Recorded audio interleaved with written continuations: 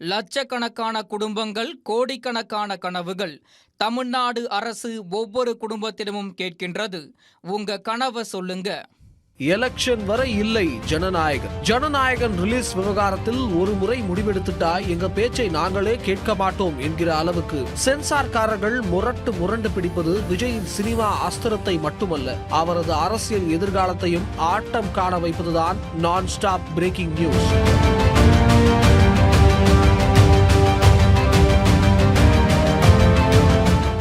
பட ரிலீஸ் தொடர்பான தீர்ப்பு சென்னை உயர்நீதிமன்றத்தில் ஜனவரி 27 செவ்வாயன்று வழங்கப்பட உள்ள நிலையில், தீர்ப்பு சாதகமாக வந்தாலுமே கூட விஜய் விசில் அடித்து கொண்டாட முடியாது என்பதுதான் கலவர கள நிலவரம். சென்னை உயர்நீதிமன்ற தீர்ப்பை எதிர்த்து பட தயாரிப்பு நிறுவனம் உச்சநீதிமன்றம் சென்றபோது இந்த வழக்கை விசாரிக்க நாங்கள் விரும்பவில்லை, உயர்நீதிமன்றத்தையே நாடவும் என்று டேக் டைவர்ஷன் கொடுத்த போதே விஜய் தரப்பு சுதாரித்திருந்தால் படம் குடியரசு தினத்திலாவது ரிலீஸ் ஆகியிருக்கும் என்பதுதான் பொதுவான கருத்து.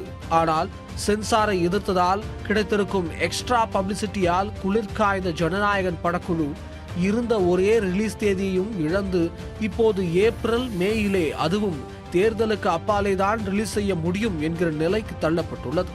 சென்சார் போர்டை பொறுத்தவரை ஜனநாயகனுக்கு சர்டிபிகேட் வழங்குவதில் தங்களது பிடிவாதத்தை தளர்த்தி கொள்வதாக இல்லை.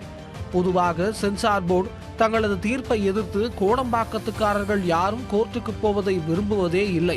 அப்படி செல்கிறவர்களை ரிவைசிங் கமிட்டி போட்டு வறுத்தெடுப்பதே அவர்களுக்கு வாடிக்கை. சென்சார்காரர்களிடம் வெளிப்படைத்தன்மை இல்லை.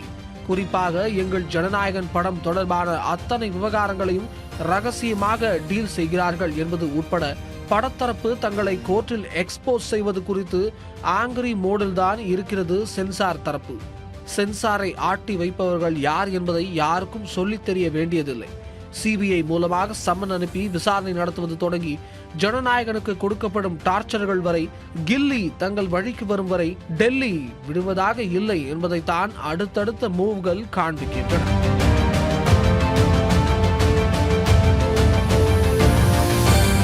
ஜனவரி 27ஆம் தேதி உயர்நீதிமன்ற தீர்ப்பு ஒருவேளை விஜய் தரப்புக்கு ஆதரவாக வந்தாலும் அத்தீர்ப்பை ஏற்று சென்சார் தான் சர்டிபிகேட் வழங்க வேண்டும். ஆனால் விஜய் தரப்பு கோர்ட் படி ஏறுவதற்கு முன்பிலிருந்தே ஜனநாயகனை பொறுத்தவரையில் படத்தை ரிவைசிங் கமிட்டி பார்த்து ஒப்புதல் வழங்கினால்தான் UA சர்டிபிகேட்டாவது தர முடியும் என்பதில் பிடிவாதமாய் இருக்கிறார்கள்.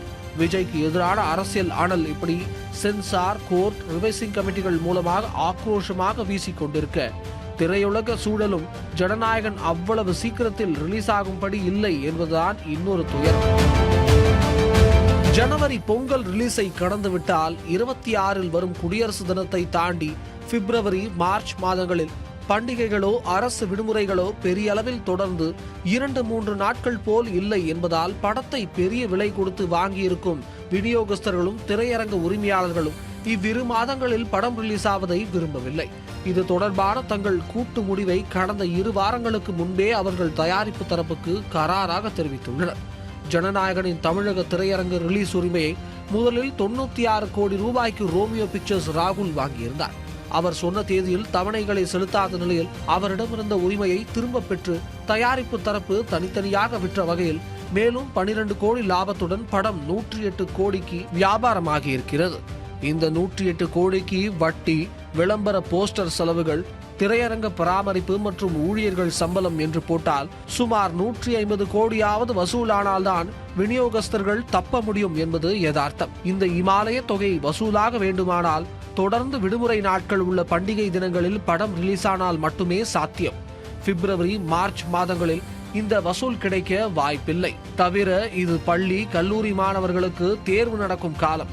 விஜயின் பெரும்பாலான ரசிகர்கள் இளைஞர்களே என்பதுதான் அனைவரும் அறிந்த சமாச்சாரம். அந்த கூட்டம் திரையரங்குகளுக்கு வராது போனால் அல்லது குறைந்தால் பட வசூல் அடி வாங்குவது நிச்சயம் என்பதையும் இருதரப்பும் புரிந்தே வைத்திருக்கிறார்கள். இந்த மைனஸ்கள் விஜய் மற்றும் தயாரிப்பு தரப்பிற்கு ஏற்கனவே கொண்டு செல்லப்பட்டு அவர்களும் படத்தை இப்போதைக்கு ரிலீஸ் செய்ய முடியாது என்பதை உணர்ந்தே பல ஊர்களில் விளம்பர பேனர்களை கழட்டச் சொல்லி உத்தரவும் போட்டதாக சொல்லப்படுகிறது. இன்னொரு பக்கம் விநியோகஸ்தர்கள் மட்டுமா வட்டிக்கு பணம் வாங்கி தொழில் செய்கிறார்கள்? நாங்களும் தானே விஜயை நம்பி 400 கோடிக்கு மேல் விதைத்திருக்கிறோம், நாங்களும் வட்டி கட்டத்தானே செய்கிறோம் என்று ஒருவேளை பட தயாரிப்பு நிறுவனம் கொந்தளிக்குமேயானால் அவர்களுக்கு அடுத்த செக்மேட் தேர்தல் கமிஷன் ரூபத்தில் காத்திருக்கிறது. இப்போதைய நிலவரப்படி ஏப்ரல் இறுதி வாரத்தில் அல்லது மே முதல் வாரத்தில் 2026 தமிழக சட்டமன்ற தேர்தல் நடைபெறும் என்கிற சூழல் இருக்கிறது. தேர்தல் தேதி அறிவிப்புகளும் பிப்ரவரி இறுதிக்குள் வந்துவிடும் என்றே தெரிகிறது.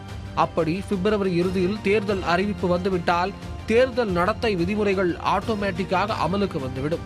அப்படி வந்துவிட்டால் ஓர் அரசியல் கட்சி தலைவராகிய விஜயின் படம் தேர்தல் நடத்தை விதிகளின்படியும் ரிலீஸ் ஆக முடியாது என்கிற செக்கும் வைக்கப்பட வாய்ப்பு இருக்கிறது. ஆக கடைசி படத்தின் வெற்றி அரசியல் நுழைவுக்கு யூஸ் ஆகும் என்கிற நப்பாசையும் மெல்ல நழுவிக் கொண்டிருக்கிறது என்பதுதான் பனையூர் பரிதாபம். லட்சக்கணக்கான குடும்பங்கள், கோடிக்கணக்கான கனவுகள். தமிழ்நாடு அரசு ஒவ்வொரு குடும்பத்திடமும் கேட்கின்றது. உங்க கனவை சொல்லுங்க.